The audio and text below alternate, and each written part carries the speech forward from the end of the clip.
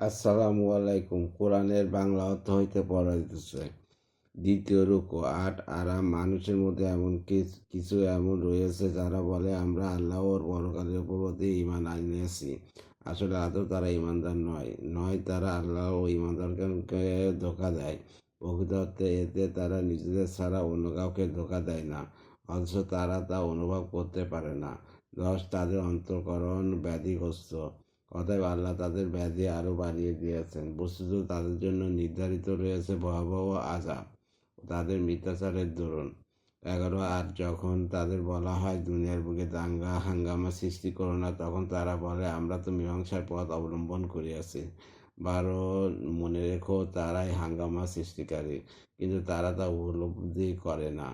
১৩ আর যখন তাদের বলা হয় অন্যরা যেভাবে ঈমান এনেছে তোমরাও সেভাবে ঈমান আনো, তখন তারা বলে আমরাও কি ঈমান আনবো বোকাদের মতো। মনে রেখো প্রকৃতপক্ষে তারাই বোকা, কিন্তু তারা তা বোঝে না। ১৪ আর তারা যখন ঈমানদারদের সাথে মেশে তখন বলে আমরা ঈমান এনেছি।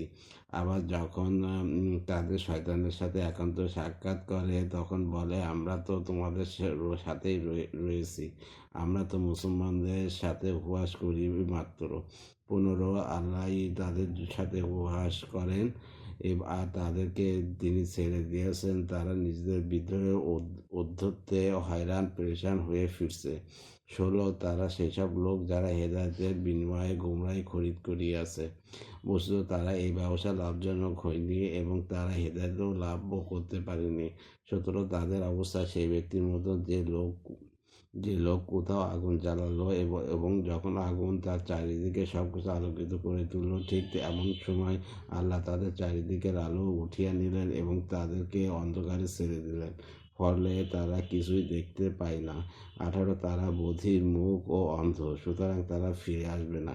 ১৯ আর তাদের উদাহরণ সেসব লোকের মতো যারা দুর্যোগপূর্ণ ঝড়ো রাতে বা পথ চলে, যাতে থাকে আঁধার, গর্জন ও বিদ্যুৎ চমক।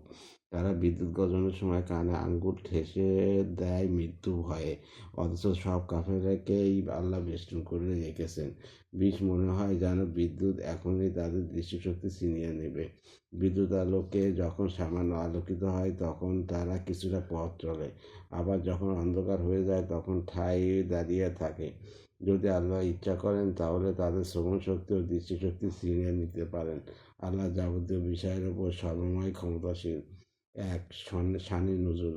হযরত আব্দুল্লাহ ইবনে আব্বাস রাদিয়াল্লাহু হইতে বর্ণিত আছে যে উল্লেখিত আয়াতসমূহ মুনাফিক আব্দুল্লাহ ইবনে উবাই, মাদাব ইবনে কুরাইশের প্রমুখ আহলে কিতাব মুনাফিকদের উদ্দেশ্যে নাজিল হয়েছে। তারা যখন মুসলমানদের সাথে মিলিত হতো তখন মুখে ঈমানের কথা প্রকাশ করত, আর যখন তারা নিজেদের পরস্পরে মিলিত হতো তখন ইসলামকে অস্বীকার করত।